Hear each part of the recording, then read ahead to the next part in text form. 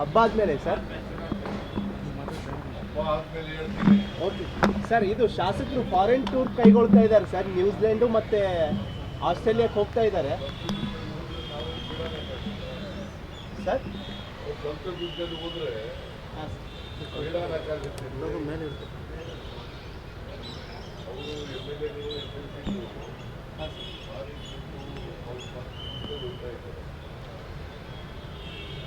ನಿಮ್ಮ ಗಮನಕ್ಕೆ ಇದೆಯಾ ಸರ್ ಇದು? ಸರ್ ಕಾದು ನೋಡ್ತಾರಂತೆ ಸರ್, ನಿಮ್ಗೆ ಬಿಟ್ಕೊಡ್ತೀರಂತ ಇನ್ನೂ ವಿಶ್ವಾಸ ಇದೆ ಅಂತೆ ಸರ್.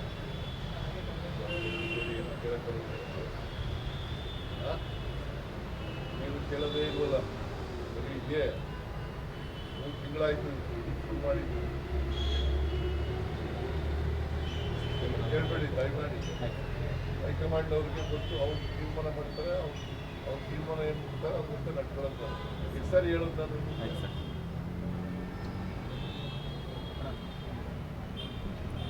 ಹೈಕಮಾಂಡ್ ಏನು ತೀರ್ಮಾನ ಮಾಡ್ತಾರೆ ಅದರಂತೆ ನಡ್ಕೊಳ್ಳೋದು.